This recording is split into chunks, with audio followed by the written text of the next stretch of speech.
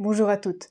Aujourd'hui, on va voir ensemble comment on peut se déverrouiller les hanches facilement en moins de 10 minutes. Et c'est parti. On va commencer dans cette position ici, à quatre pattes. Et tout simplement, on va commencer par partir un petit peu en arrière et revenir en avant sur les mains. En arrière et en avant. C'est pas vraiment un étirement, c'est vraiment un mouvement. Je ne m'arrête pas pour m'étirer. Le mouvement se fait en continu. Et vous voyez que c'est un mouvement, pour commencer, qui est très complet, très global, parce que non seulement on travaille sur la flexion de hanche ici, on travaille aussi sur votre flexion de genou, on travaille sur l'extension de la cheville ici, on travaille sur l'épaule, et on travaille aussi un petit peu sur le dos.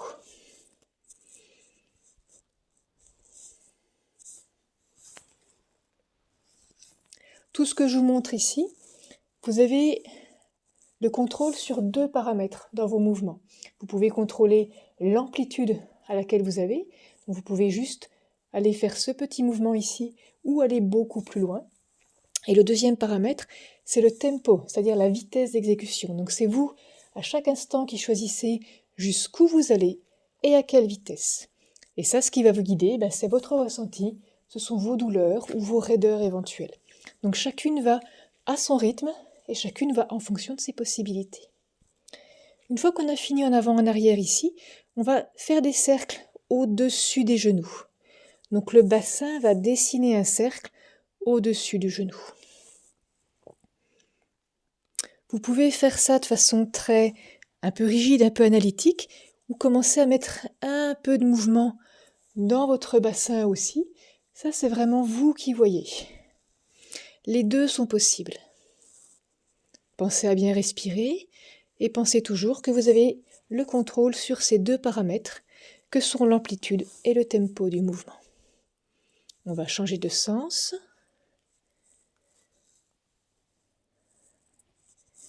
On fait une dizaine de mouvements pour chaque exercice.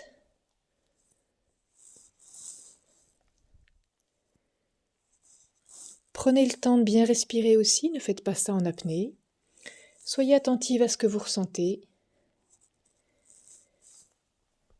et ajustez en fonction. Très bien. Pour le suivant, on va rester à quatre pattes, mais moi je vais me mettre face à vous pour que vous puissiez voir ce que je fais. Je vais faire partir mon pied ici sur le côté, et vous voyez qu'il est à peu près sur la même ligne que mon genou. Je vais rester, moi, bien droite ici, je ne vais pas me déporter sur le côté, je reste là, et je vais partir en arrière, donc toujours ce petit mouvement de balancement d'avant en arrière, mais cette fois avec la jambe tendue sur le côté, qui va faire que vous avez un étirement qui va se faire un petit peu au niveau de vos adducteurs. Toujours pareil, vous contrôlez votre amplitude et votre tempo. Et votre respiration, bien sûr.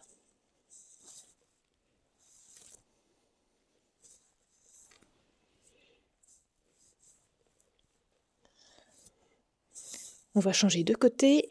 Donc le pied gauche qui part sur le côté, le genou droit ici, et je pars en arrière et en avant.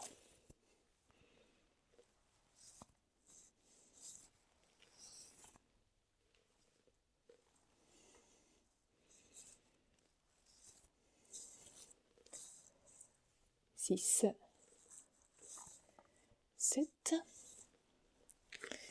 8, vous sentez que ça tire bien ici au niveau de vos adducteurs, 9 et 10. Et je reviens. Je vais me remettre de profil pour que vous puissiez voir bien la suite. Je suis cette fois à genoux et je vais passer mon pied droit ici devant. J'essaye d'avoir le corps le plus droit possible. Mon bassin est bien de face en direction de l'avant ici et je ne vais pas le tourner. Et je vais partir le corps le plus droit possible vers l'avant. Ça peut tirer un petit peu ici au niveau de l'avant de la hanche. Et à nouveau, vous allez jusqu'où vous pouvez et vous revenez. 1. Pareil pour devant, si le genou dépasse le pied, c'est vraiment pas grave. On n'est pas obligé d'avoir à nouveau le genou qui vient bien à l'aplomb du pied. Ça, c'est vraiment pas important. Ce sont toujours vos douleurs, votre ressenti, vos raideurs qui vous guident.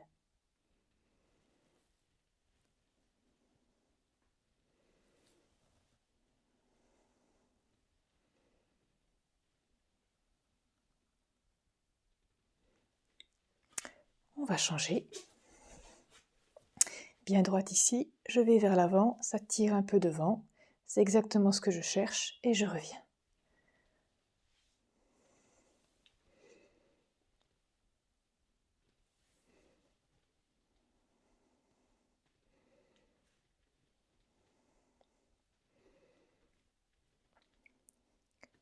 Six, 7, 8, 9 et 10. Pour le suivant, à nouveau, je me mets face à vous parce que on va partir plus sur le côté. Je voudrais que vous voyez ce que je fais. Je suis toujours à genoux. On appelle cette position le chevalier servant. Et je vais écarter ma jambe droite ici sur le côté, à peu près à 45 degrés. Mais mon bassin va rester face ici. Et je vais partir sur le côté, donc tirer sur mes adducteurs et revenir. Ma jambe ici ne s'est pas mise dans cette position. J'essaie de la garder bien dans l'alignement pour travailler ici sur ma rotation interne de hanche. 4, j'essaie d'avoir le dos bien droit, de ne pas trop me pencher en avant, pas avoir les fesses qui partent en arrière. Tout est bien droit.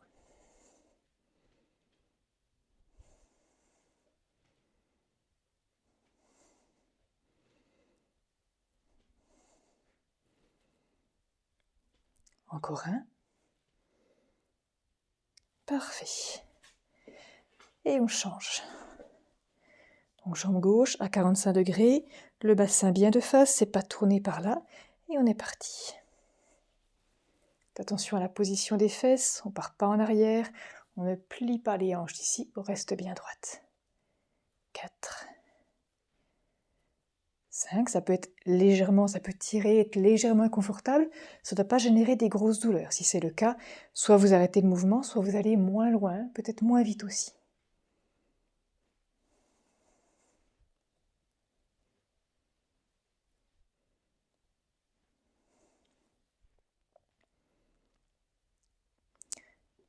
Parfait.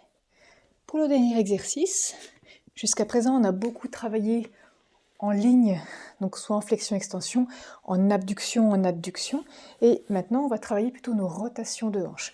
Pour travailler les rotations de hanches, je vais écarter un petit peu mes pieds l'un de l'autre ici. On peut mettre les mains derrière pour s'équilibrer, mais ce n'est pas une obligation, et je vais laisser partir mes genoux vers la gauche ici. Puis j'ouvre ma jambe droite, et je les fais tomber les deux genoux vers la droite. Et j'alterne à chaque fois. J'essaie vraiment de commencer ici pour travailler un peu mon adduction avant de faire rattraper par l'autre jambe. 2.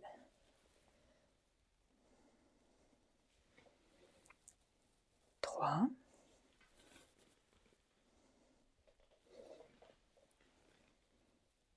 4.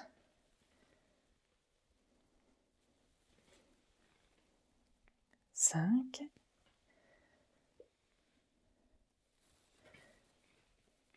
6. L'idée, c'est pas de se retrouver dans cette position, donc essayez vraiment de maintenir les fesses le plus possible au niveau du sol. 7. 8. N'hésitez pas des fois à repousser un peu vos fesses en arrière parce que il arrive qu'elles partent un petit peu trop vers l'avant et vous risquez de vous retrouver complètement couché sur le tapis avant d'avoir fini les 10. Et le dernier, le 10. On va garder ce mouvement-ci et cette fois, on va accompagner le mouvement. Ici, je vais me tourner complètement vers la gauche, mettre ma main sur mon genou gauche ici et m'en servir pour me tourner le plus possible en arrière. D'un côté et de l'autre. 2. 3. 4. 5. 6. 7. 8. 9. et 10. Et on revient. Et vous voyez qu'en quelques minutes, on a réussi à faire un petit peu le tour de toutes les mobilités de hanches et on est arrivé à déverrouiller, à rendre ça un petit peu plus souple. Dans une prochaine vidéo, je vous apprendrai la différence maintenant entre souplesse, ce qu'on a fait aujourd'hui, et mobilité. En attendant, prenez soin de vous et je vous dis à bientôt dans une prochaine vidéo.